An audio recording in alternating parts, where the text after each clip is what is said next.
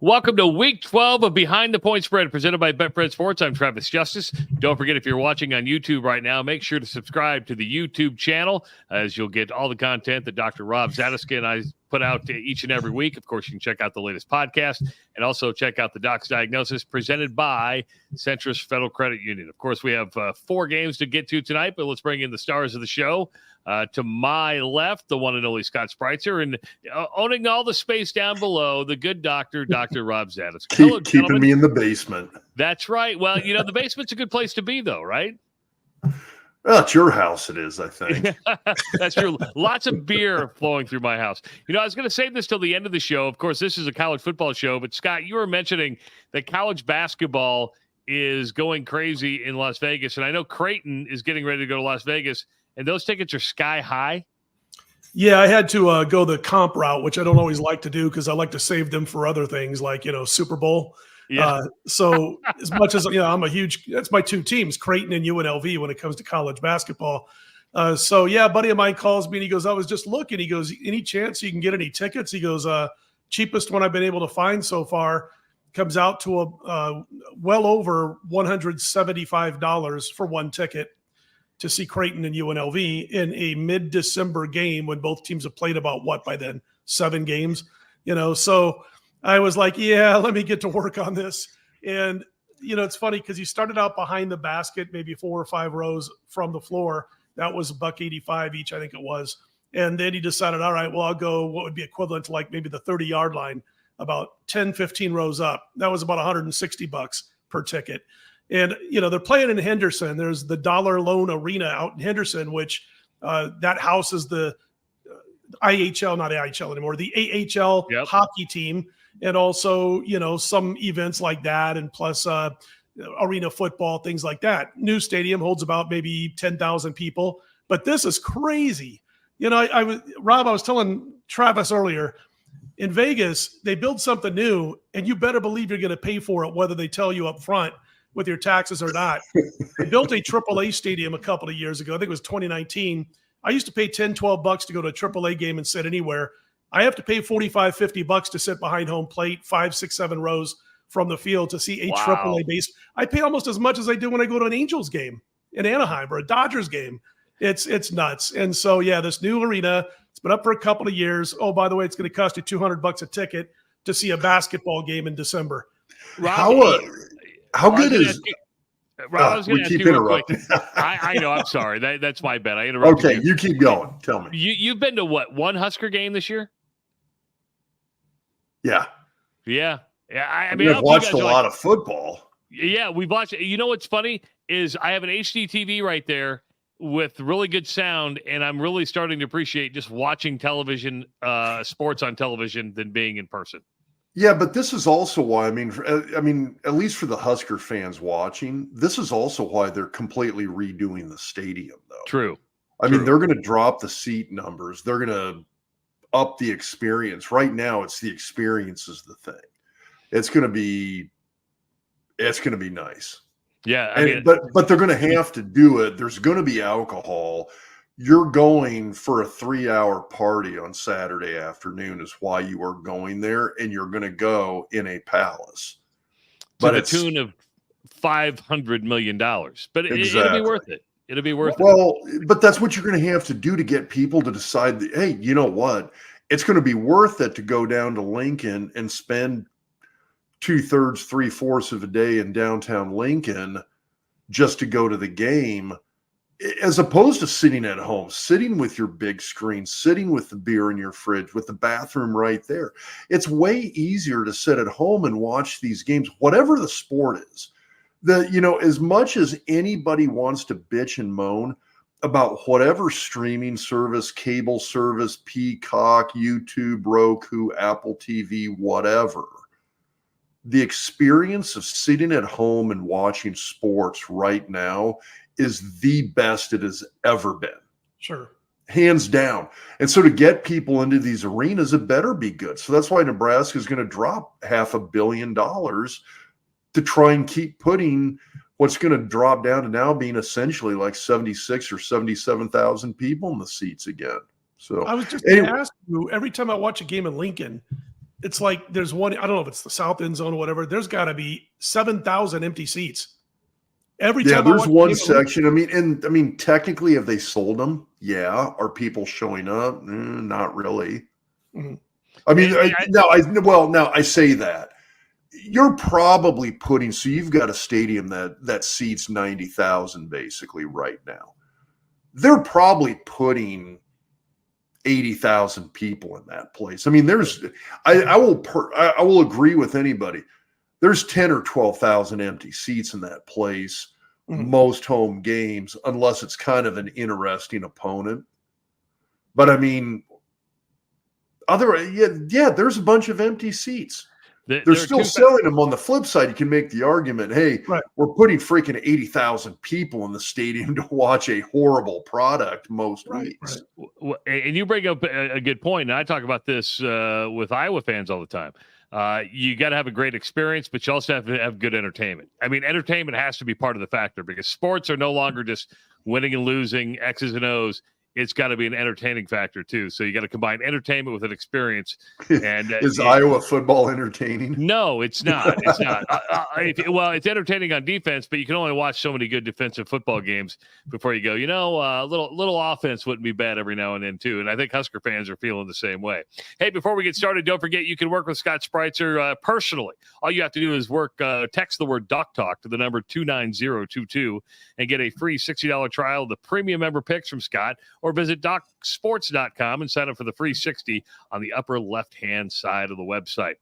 Betfred Sports is offering a no-sweat first bet offer. When you sign up with Betfred and make your first wager of $20 or more, it will be matched with a Fred bet up to $105. Just use the promo code RUSH. That's the promo code RUSH, and it is case sensitive, so use all caps on the word RUSH for your promo code. And don't forget about the parlay bonus. When you place 9 football parlays, the 10th parlay is on Fred. Get rewarded with up to a $100 Fred bet each week of the pro football season. Use the promo code parlay. All right, here are the 4 games we're going to take a look at tonight. We're staying pretty concentrated in the Midwest. We're going to do 2 out of the Big 12. We're going to do 2 out of the Big 10, starting with Kansas and Kansas State. Moving on to the Texas-Iowa State game. That still has Big 12 championship game implications on it. Iowa can wrap up the Big 10 West Division with a win over Illinois. We'll take a look at that one. And, of course, we'll wrap up the night with the Nebraska and Wisconsin games. 4 pretty good games. Scott, let's go ahead and start with the Kansas State game. This is intriguing because Kansas really surprised me last week, getting beat by Texas Tech, and Kansas State rolled last week. There's no love lost between these two schools. Yeah, and it was one of those things where, Kansas had problems at the quarterback position. They've had bumps and bruises there for quite a bit of the season. But, K-State's won 4 in a row. I'm checking my lines right now because I've got about 25 books on my line service on my other computer. And it's sticking around. There's a lot of 7.5s out there now and even a few 8s. So the folks are betting on the Wildcats in this one. And this early in the week, as we talk, whether it's midweek, a Wednesday night, you're talking about a situation where until Friday, it's really sharper money that's coming in on these games. And then the public starts getting active, usually Friday night into Saturday morning. But anyway, so it's more respected money on K-State. They've won the last 4 in the series by about 28.5 points per game. It is a tough handicap because we don't know who's playing quarterback for the Jayhawks. You've got their top 2 quarterbacks. You got Bean. He leaves last week with a head injury. You got Jalen Daniels with a sore back. Excuse me. They're both listed as questionable. So they could very well be down to a 3rd-string quarterback. And last week they go a combined 10 of 24 in that game against Texas Tech. So it's a game where when I first was thinking about doing it, I thought, boy, if I can get one of the top 2 quarterbacks, Bean or Daniels, healthy, I'm going to grab the points. And then Sunday night I'm looking at the game and I'm like, I just can't find anything that tells me which one of these 2 players might play in this game, and had to leave it alone. But looking at the last 6 games, guys, Kansas 3-3, and they had a game-winning touchdown against Oklahoma that happened with less than a minute to go. Their defense has been run over for several weeks now. They had the one good game against Iowa State, but the other 5 in the stretch, they're again they're in this 3-3 stretch. Saw KU opponents rush for an average of 232 yards on 5.1 yards per carry. The defense is getting worse against the run as the season progresses. And K-State, they're 14 points away from 10-0 on the season. So I got to side with K-State here. I know that number is getting up again. They're looking like they're counting on injury problems going into Saturday for Kansas, but I have to agree with the money thus far and say Kansas State's the way to go here. There's an interesting stat here. Chris Kleiman at Kansas State, 38-19 against the spread. If you're bet on Kansas State with Chris Kleiman, you're winning some pretty good money. Rob, you've always liked Chris Kleiman. He did a good job. He did a great job at North Dakota State when he took over for Craig Bohl. Went to Kansas State. It's no nonsense football, but it's fun to watch. And his name's been kind of thrown around, maybe for the Texas A&M job. I think Kansas State. I think he's a Midwest guy. He's an Iowa guy. But you like Kleiman. He's a hell of a coach. Well, he's one of these guys that I don't think he really tried to rush anything with this job at Kansas State. He came in. He kind of took a lot of the philosophy that they used up at North Dakota State in terms of taking guys. He's a big developmental guy. He's not afraid to go to the portal. He'll go to the JUCOs, but he's a big fan of getting young guys in there and taking a lot of time to develop them over 2 to 3 years. And the place where it really shows, he's got one of the better offensive lines in the Big 12 this year. And so that's kind of one of these things that I've watched over the last few years. His offensive lines have been really good. It's been well developed, junior, senior heavy. Got team lines with a lot of junior and senior guys on them. And so that's the kind of thing that it pays dividends. It's a little bit of a slow grind to get there, but when you do, you see kind of this consistent success. You start to see those 6-7 win seasons turn into 8, 9, 10 win seasons pretty consistently when you use that model. You don't have a lot of ups and downs. And so that's kind of what I always liked about him. It's sort of this old school methodology, but that's how those guys did it up at North Dakota State. That's how Bohl did it. That's how Kleiman did it. And that's how they're still trying to do it up there. The interesting part about that, Kansas State at 5-2 in the league, still in the mix for the Big 12 championship game. They have Kansas this week, then Iowa State next week. Iowa State just became bowl eligible over the weekend as they beat BYU last week to get their 6th win, but they're 5-2 in the Big 12. They're also knocking at the door for the Big 12 championship game. You got a primetime game on Fox taking on Texas, which is 6-1 in the Big 12. The Longhorns a 7.5-point favorite. Scott over under at 48.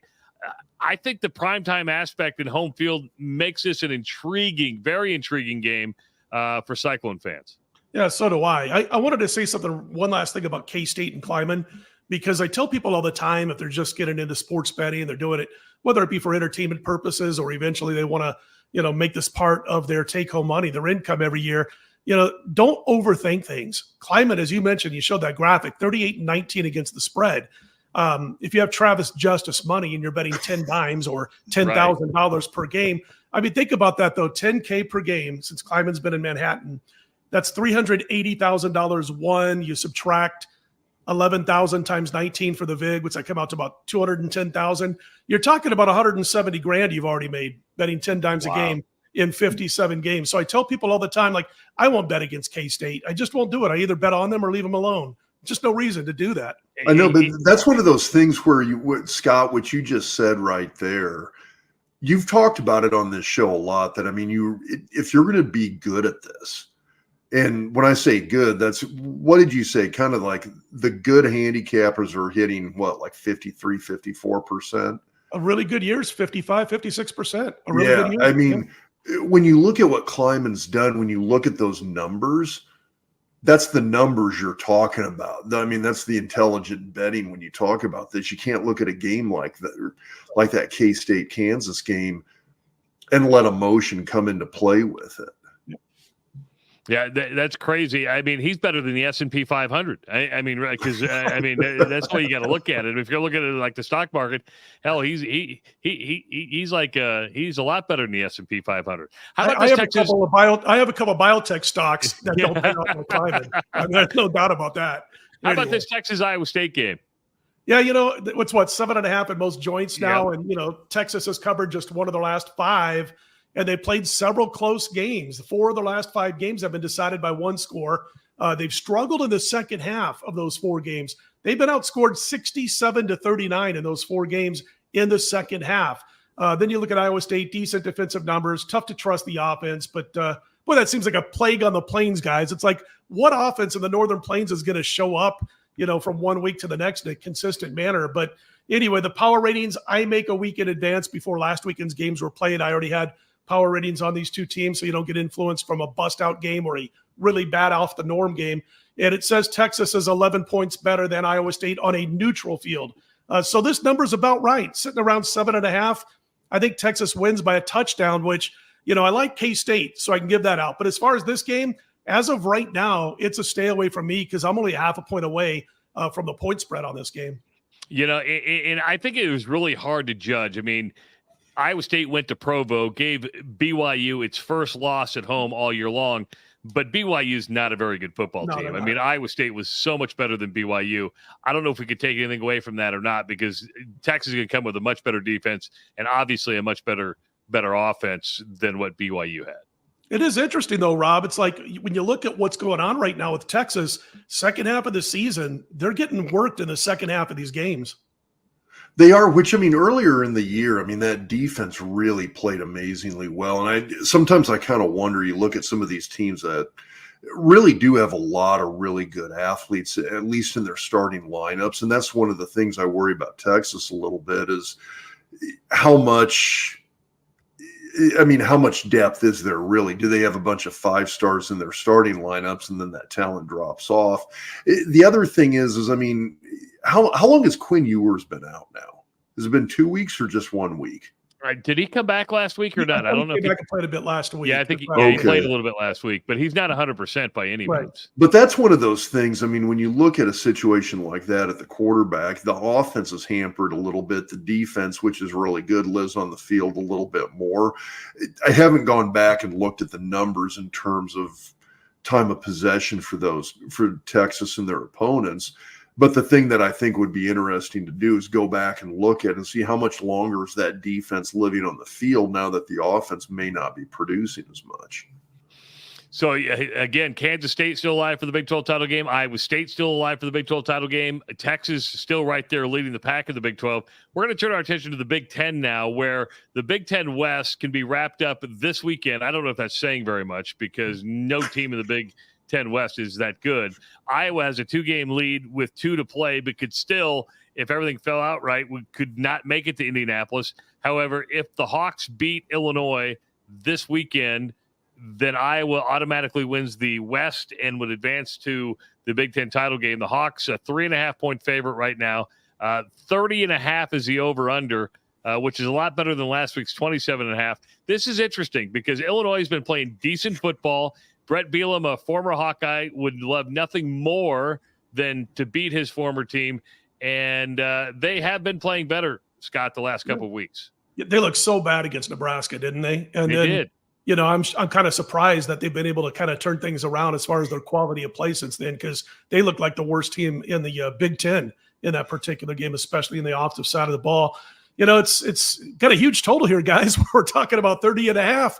We got a couple of offenses that might have to score a couple touchdowns to get there. But Hawkeyes defense, they slammed the door on Rutgers last week. We all saw that. Less than 100 yards allowed passing, less than 100 yards allowed rushing. I can't believe it's 2023 and we're seeing some of these numbers. But, they themselves only managed 2 offensive touchdowns again. So defensively, they faced 3 straight opponents ranked outside the top 100 in passing offense. And in fact, I was looking back a little bit earlier. They haven't faced a passing offense ranked in the top 70 since the season opener against Utah State.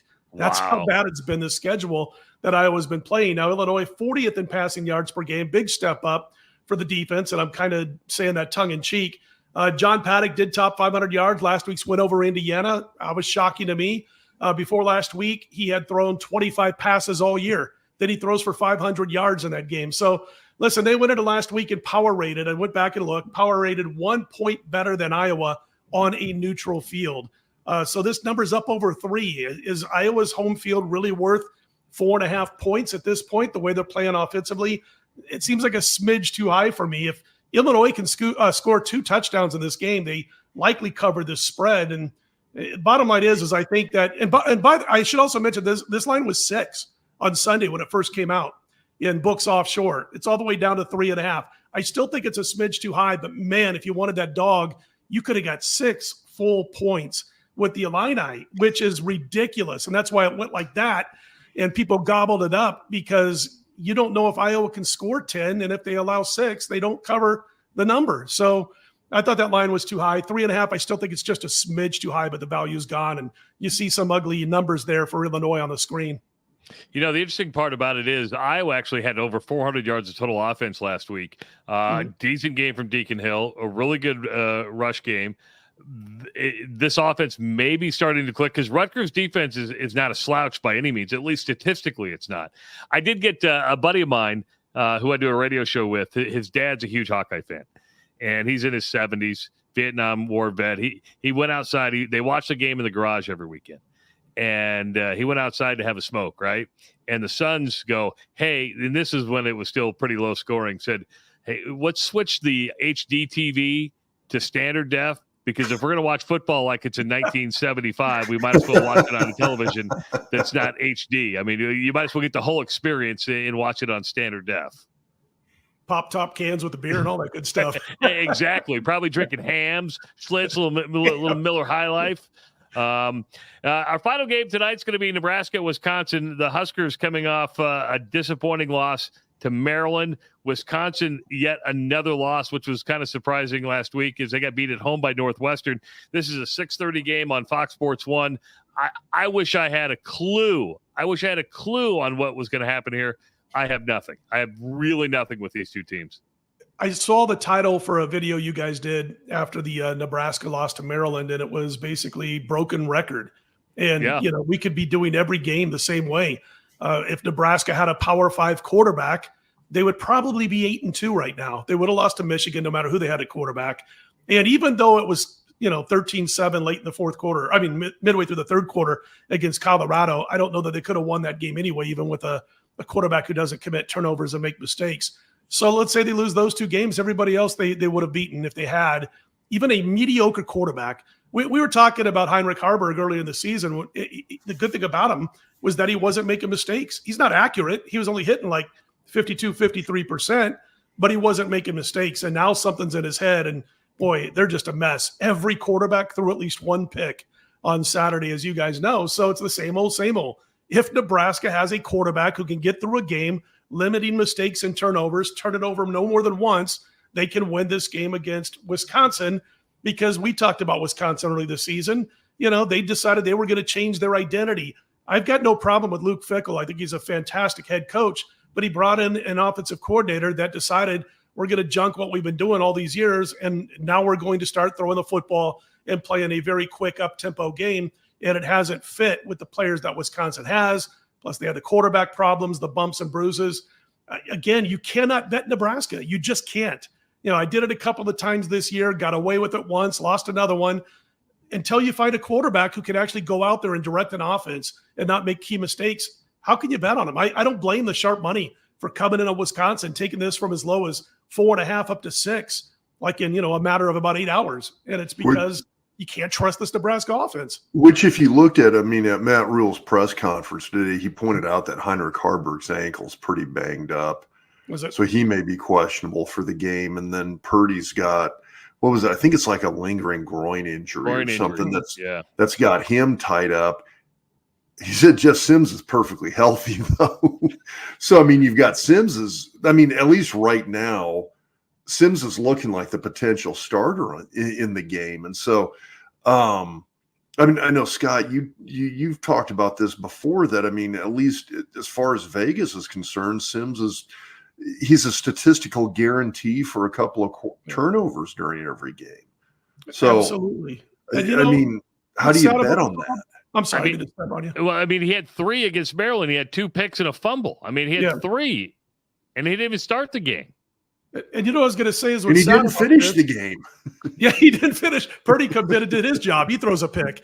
But I'm sitting there and I'm like, I'm looking at what Wisconsin's done the last 5 games. They're 1-4. And if you toss out that game against Indiana, they're giving up over 180 rushing yards per game in those other 4 games out of the last 5. This is the perfect defense for Nebraska to be able to generate offense on the ground and win this game, except for one key issue. they don't have a quarterback. They don't have a Power 5 quarterback. It's sad to see that a team with all this backing, financial backing, 85,000 people in the seats every week, they're certainly not hurting for money, and they can't find a power quarterback. It just blows me away. And of course, the offensive coordinator, they're talking about we got to get rid of him. I'd love to see what he can do with the real quarterback. I mean, my gosh, I'm watching Division II games or FCS games where the quarterback room is night and day better than Nebraska's. Not even close. Yeah, I mean, they gambled with Sims. They thought that was going to be the safe bet. Turns out it wasn't. And that's going to happen in the portal sometime. But you're right. I mean, none of the three are able to produce. Rob, we took some hits on I think our Doc's diagnosis and even part of the podcast, which Scott referenced, which is titled "Just a Broken Record." That people are like, sure, you can fire an OC after one season. It's been done before, but you and I kind of the problem. That's not the problem. Yeah. So I mean, Scott, you talked about the quarterback position at Nebraska. I mean, you've got this completely banged up, like patchwork offensive line. Sure. Which was essentially, I mean, we asked you when they lost 60% of the offensive line to injuries a few weeks ago. We asked you, what effect is that going to have on the following week's game? And you're like, half a point. And it was like, wait, how do you lose over 50% of your O-line to injury and it's only worth half a point? And you said, well, it was basically a bunch of backups getting replaced by backups. That's only about half a point. And you're right. Mm. But I mean, they're also down to what, like a fourth and a fifth string running back as well, too? Yeah.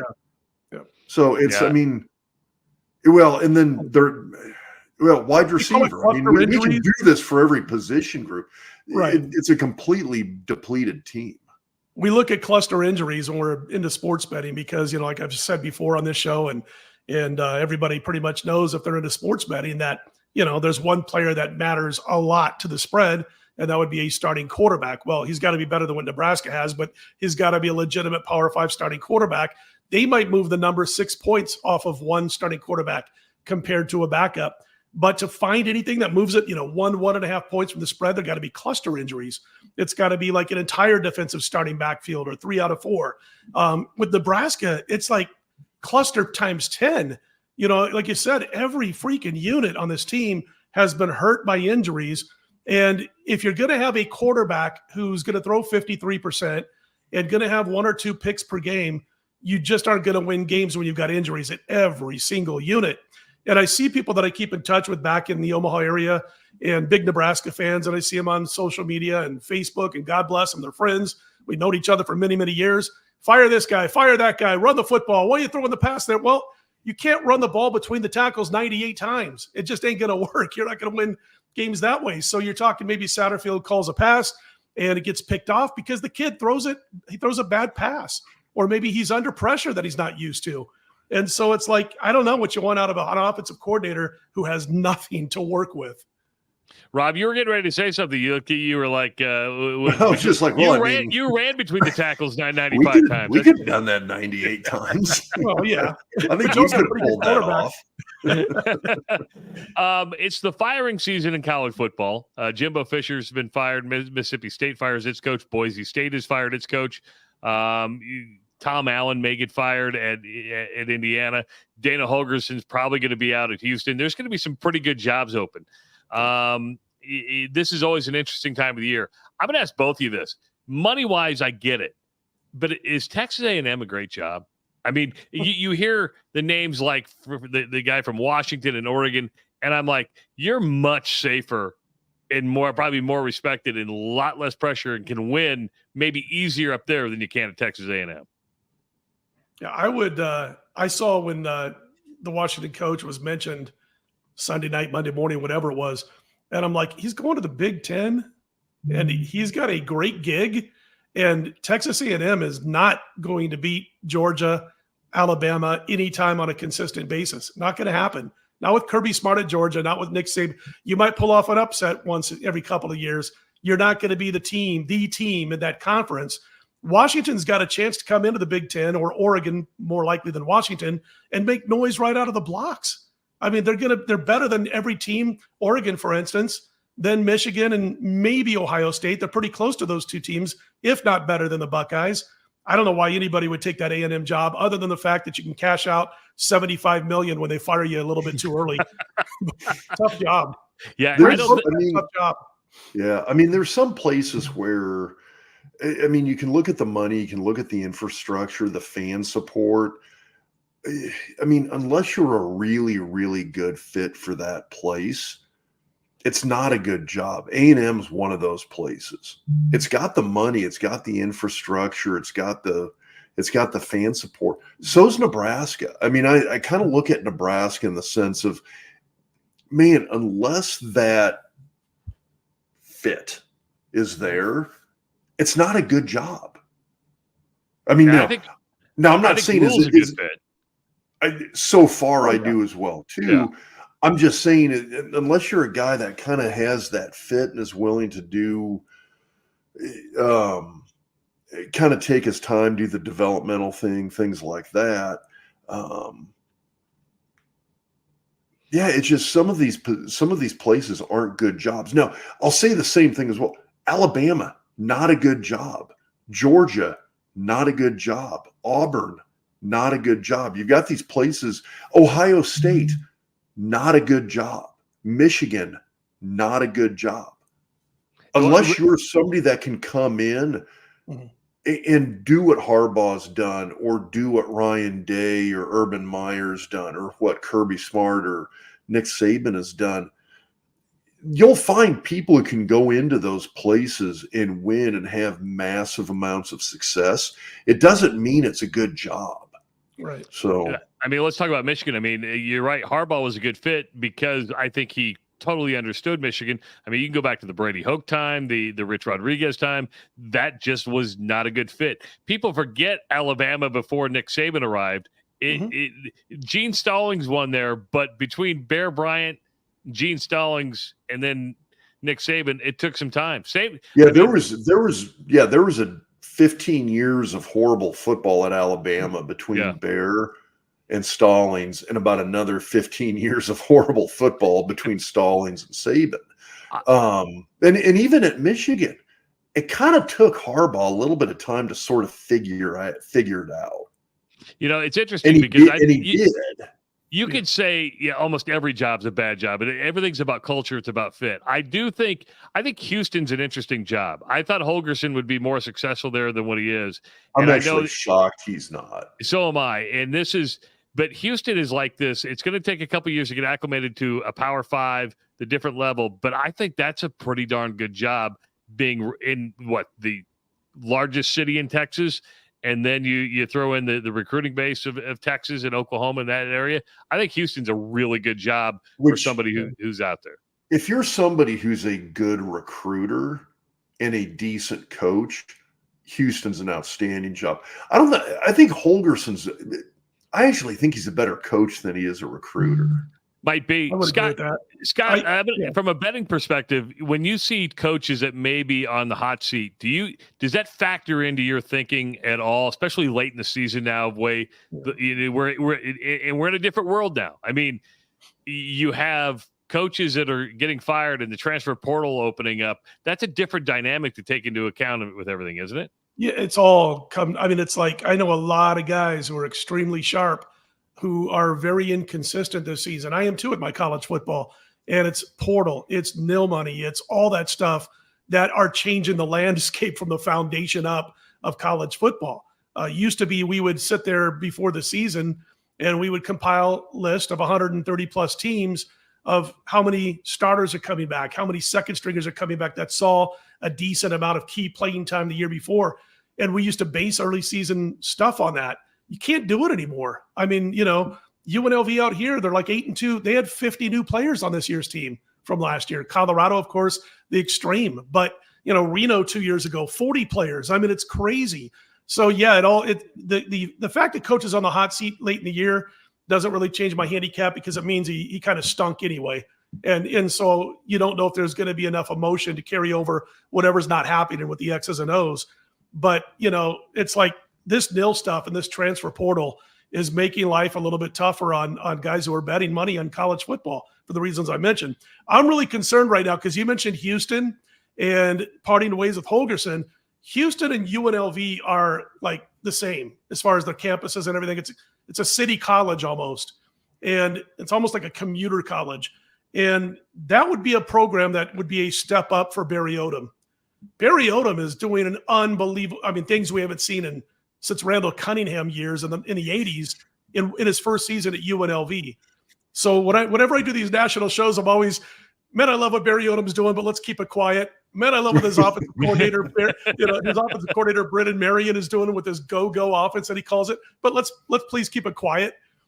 This offensive coordinator is going to get a head coaching job somewhere in 3 years. Houston could call Barry Odom tomorrow and say, we can offer you more money. We love what you're doing at UNLV, and maybe sway him away from here. The only good thing that UNLV has now that they didn't have 5 years ago is that stadium and the facilities that they have now. That might be able to keep a guy around quicker, but you look at the stands and there's 18,000 people in a 65,000 seat stadium. How many wins this guy going to have before they can get 30,000 people out there? Now, for the record, Dana Holgerson has not been fired. We're making the assumption the guy's going to get canned. The best thing that happened to UNLV was that Bobby Petrino took the job at Texas A&M, and you got the offensive coordinator that you have right now.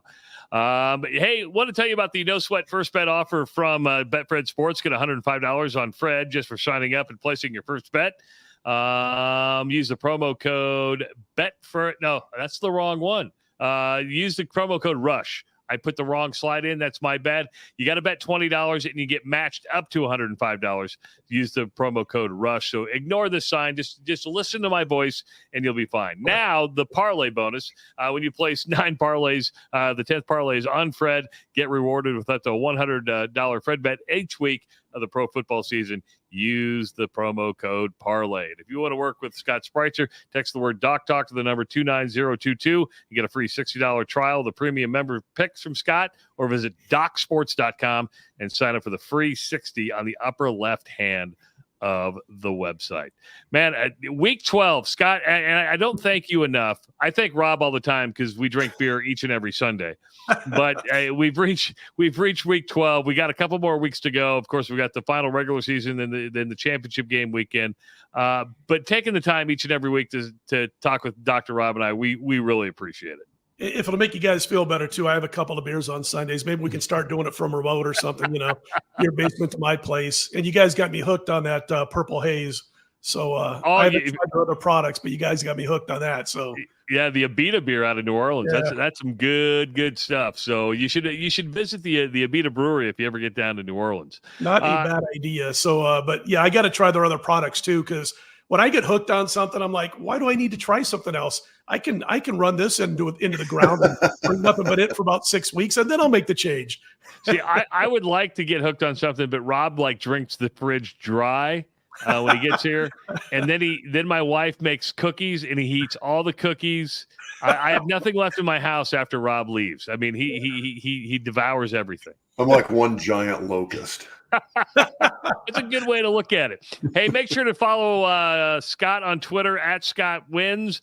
Follow Dr. Rob Zatechka on Twitter at DocTalkSports. He's been funny this week. You've been funny this week, Rob. Spencer Petras went into the portal, and I saw the tweet you sent earlier this week. They said, you know what? Maybe Nebraska should pick him up. That way the Huskers might beat Iowa with an Iowa quarterback. That was a good one. Dude, everybody's taking my stuff seriously. Why do they do it? Do they not know your sarcasm? That's the funny thing. I know you, and I'm like, oh, Rob's on a roll. It's all sarcasm. It's all sarcasm. And that's what's funny about this, is that people take this all seriously, and then you have to go back and explain to people that it was a joke. People are losing their sense of humor. I made a comment over an overtime win in basketball on Twitter, and it was like back and forth, and they came from behind in regulation and covered by like a point in overtime. And I made a comment on Twitter, and I said, boy, that's about as easy as they come. Winner, winner, chicken dinner. People are like, what do you mean? You almost lost. You're lucky. I'm like, oh my gosh, folks. Heidi here's a little bit too tight out there in Twitter land. It's like, I just see that stuff and I just shake my head. I'm like, it's whatever. I can't win to lose it. Lighten up, Francis. That's what we're saying. Lighten up, Francis. For Scott Spreitzer, for Dr. Rob Zatechka, I'm Travis Justice. We will talk to you next week on Behind the Point Spread, presented by Betfred Sports.